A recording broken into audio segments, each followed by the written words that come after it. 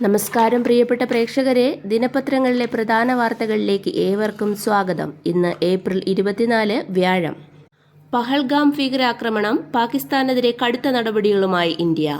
കശ്മീരിലെ പഹൽഗാമിൽ വിനോദസഞ്ചാരികൾക്ക് നേരെയുണ്ടായ ഒരു ഭീകരാക്രമണത്തിന്റെ പശ്ചാത്തലത്തിൽ പാകിസ്ഥാനെതിരെ കടുത്ത നിയന്ത്രണ നടപടികളുമായി ഇന്ത്യ. സമീപകാലത്തൊന്നും ഉണ്ടാകാത്ത ഏറ്റവും ക്രൂരമായ ഭീകരാക്രമണമാണിത് പഹൽഗാമിലുണ്ടായതെന്നും പാക് പട്ടാളത്തിന്റെ സഹായത്തോടെ നടന്ന ആക്രമണത്തിന് ശക്തമായ തിരിച്ചടി നൽകിയേ തീരുവെന്നും മുൻ പ്രതിരോധ മന്ത്രിയും കോൺഗ്രസ് പ്രവർത്തക സമിതി അംഗവുമായ AK ആന്റണി പറഞ്ഞു. മാർപ്പാപ്പയെ അവസാനമായി കാണാൻ അർദ്ധരാത്രി കഴിഞ്ഞും തിരക്ക്. ഉയർപ്പ് ഞായറാഴ്ച വിശ്വാസികളെ ആശീർവദിച്ചു കടന്നുപോയ അതേ സെന്റ് പീറ്റേഴ്സ് ചത്തുരത്തിൽ ഫ്രാൻസിസ് മാർപ്പാപ്പ ഇന്നലെ വീണ്ടുമെത്തി. കരങ്ങൾ പ്രാർത്ഥന പോലെ നെഞ്ചോട് ചേർത്ത് ചുവപ്പ് വിരിച്ച പേടകത്തിൽ നിശ്ചലം മൗനം. ശനിയാഴ്ച ഇന്ത്യൻ സമയം 1:30 ആരംഭിക്കുന്ന സംസ്കാര ശുശ്രൂഷകൾ പൂർത്തിയാക്കി പാപ്പയെ മേരി മേജർ ബസലിക്കയിലെത്തിച്ച് അടക്കം ചെയ്യും. ഫ്രാൻസിസ് മാർപ്പാപ്പയുടെ സംസ്കാര ചടങ്ങുകളിൽ കേരളത്തെ പ്രതിനിധീകരിച്ച് മന്ത്രി റോഷി അഗസ്റ്റിൻ പങ്കെടുക്കും. സൗദി സഹകരണത്തോടെ ഇന്ത്യയിൽ 2 ഓയിൽ റിഫൈനറികൾ സ്ഥാപിക്കാൻ പ്രധാനമന്ത്രി നരേന്ദ്രമോദിയും സൗദി കിരീടാവകാശി മുഹമ്മദ് ബിൻ സൽമാനുമായുള്ള ചർച്ചയിൽ തീരുമാനിച്ചു. ബഹിരാകാശം, ആരോഗ്യം, കായികം, തപാൽ മേഖലകളിൽ 4 കരാറുകൾ ഒപ്പുവെച്ചു. സമാധാനം ലക്ഷ്യമിട്ടുള്ള ബഹിരാകാശ പ്രവർത്തനങ്ങൾ, സംയുക്ത ആരോഗ്യ പദ്ധതികൾ, ഉത്തേജക ഉപയോഗം തടയാൻ നടപടികൾ, തപാൽ ഉരുപ്പടികളുടെ സുഗമമായ കൈമാറ്റം എന്നിവയിലാണ് ധാരണയായത്. തലശ്ശേരി സ്പിരിച്വൽ നെക്സ്, വർക്കല ദക്ഷിണ കാശി ടൂറിസം പദ്ധതികൾക്കായി കേന്ദ്ര ടൂറിസം വകുപ്പ് 50 കോടി രൂപ അനുവദിച്ചു. സംസ്ഥാന ടൂറിസം വകുപ്പ് സമർപ്പിച്ച പദ്ധതി രേഖ പരിഗണിച്ചാണ് തുക അനുവദിച്ചത്. വെടിനിർത്തൽ കരാറിനായി US, ബ്രിട്ടീഷ്, ഫ്രഞ്ച്, യുക്രൈൻ ഉന്നത നയതന്ത്രജ്ഞർ ലണ്ടനിൽ ചേരാനിരുന്ന യോഗം അവസാന നിമിഷം റദ്ദാക്കി. US state secretary Marco Rubio പെട്ടെന്ന് അസൗകര്യം അറിയിച്ചതിനെ തുടർന്നാണിത്. യുക്രൈൻ നയതന്ത്രജ്ഞൻ ലണ്ടനിലെത്തിയതിനു ശേഷമായിരുന്നു റദ്ദാക്കൽ. 30 ദിവസത്തെ വെടിനിർത്തലിനുള്ള US പ്രസിഡന്റ് ഡൊണാൾഡ് ട്രംപിന്റെ നിർദ്ദേശം റഷ്യൻ പ്രസിഡന്റ് വ്ളാഡിമിർ പുടിൻ തള്ളിയിരുന്നു.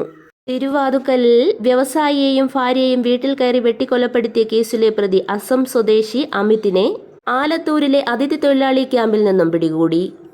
പ്രതി അമിത് ഇവരുടെ വീട്ടിലും ഓഡിറ്റോറിയത്തിലും നേരത്തെ ജോലി ചെയ്തിരുന്നയാളാണ്. വിജയകുമാറിന്റെ ഫോൺ മോഷ്ടിച്ച് ഓൺലൈൻ ഇടപാട് നടത്തി 2.79 ലക്ഷം രൂപ തട്ടിയ കേസിൽ കഴിഞ്ഞ സെപ്റ്റംബറിൽ അമിതിനെ പോലീസ് അറസ്റ്റ് ചെയ്തിരുന്നു. ഇതിൽ വിജയകുമാറിനോടും ഭാര്യ മീരയോടുമുള്ള വൈരാഗ്യമാണ് കൊലപാതകത്തിന് കാരണമെന്ന് പ്രതി മൊഴി നൽകിയതായി പോലീസ് അറിയിച്ചു. കശ്മീർ ഭീകരാക്രമണം സൃഷ്ടിച്ച നടുക്കം കേരളത്തിലെ ടൂറിസം മേഖലയിലേക്കും പടരുന്നു. ഈ മാസം 30 വരെ കേരളത്തിൽ നിന്ന് കശ്മീരിലേക്കുള്ള വിനോദയാത്രാ പാക്കേജുകളെല്ലാം തന്നെ റദ്ദാക്കി. സംസ്ഥാനത്തെ IT പാർക്കുകളിൽ പ്രത്യേക സാമ്പത്തിക മേഖലയ്ക്ക് പുറത്തെ നോൺസെസ് ഭൂമിയിൽ IT കമ്പനികൾക്ക് കോ ഡെവലപ്മെന്റേഴ്സിനും അനുവദിക്കുന്ന ഭൂമിയുടെ പാട്ടകാലാവധി 90 വർഷമായി വർദ്ധിപ്പിക്കും. നിലവിൽ ഇത് 30 വർഷമായിരുന്നു. ഓരോ അപേക്ഷയും പരിശോധിച്ച് സർക്കാർ തലത്തിൽ തീരുമാനമെടുക്കും. ലോക ഹൃദയം കവർന്ന ഇന്ത്യൻ നിത്യവിസ്മയം താജ്മഹൽ കണ്ണിറയെ കണ്ട് US വൈസ് പ്രസിഡന്റ് JD വാൻസും കുടുംബവും. ഇന്നലെ താജ്മഹൽ സന്ദർശിച്ച കുടുംബം ഇന്ന് രാവിലെ US മടങ്ങും. സിന്ധു നദിയിലെയും പോഷക നദിയിലെയും ജല ഉപയോഗവുമായി ബന്ധപ്പെട്ട സുപ്രധാന കരാർ റദ്ദാക്കി. ഇന്ത്യയിലുള്ള എല്ലാ പാക് പൗരന്മാരോടും 48 മണിക്കൂറിനുള്ളിൽ രാജ്യം വിടാൻ നിർദ്ദേശിച്ചു. പഞ്ചാബ് വാഗയിലെ അട്ടാരി അതിർത്തി അടയ്ക്കും. പ്രധാനമന്ത്രി നരേന്ദ്രമോദിയുടെ നേതൃത്വത്തിൽ ചേർന്ന സുരക്ഷയുമായി ബന്ധപ്പെട്ട ക്യാബിനറ്റ് സമിതിയുടേതാണ് തീരുമാനം. കേന്ദ്ര സർക്കാർ നൽകിയ ഔദ്യോഗിക രേഖകളുമായി അട്ടാരി അതിർത്തിയിലൂടെ പാകിസ്ഥാനിലേക്ക് പോയ എല്ലാവരോടും മെയ് 1 ഇന്ത്യയിലേക്ക് മടങ്ങാൻ നിർദ്ദേശിച്ചിട്ടുണ്ട്. സാർക്ക് വിസ ഇളവ് പദ്ധതിയിൽ ഇനിയും പാക് പൗരന്മാർക്ക് ഇന്ത്യയിലേക്ക് യാത്ര ചെയ്യാനാകില്ല. ഇതിനോടകം നൽകിയ വിസകൾ റദ്ദാക്കി. ന്യൂഡൽഹിയിലെ പാകിസ്ഥാൻ ഹൈക്കമ്മീഷനിലുള്ള കര, വ്യോമ, നാവികസേന ഉപദേശകരുടെ അംഗീകാരം റദ്ദാക്കി. ഇവർക്ക് പാകിസ്ഥാനിലേക്ക് മടങ്ങാൻ ഒരാഴ്ചയാണ് സമയം അനുവദിച്ചിരിക്കുന്നത്.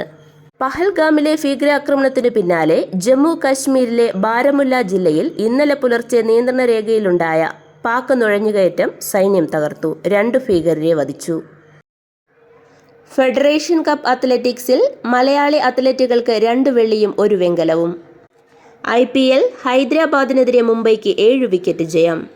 ഇതോടെ ഇന്നത്തെ ദിനപത്രങ്ങളിലെ പ്രധാന വാർത്ത സമാപിക്കുന്നു. നന്ദി, നമസ്കാരം.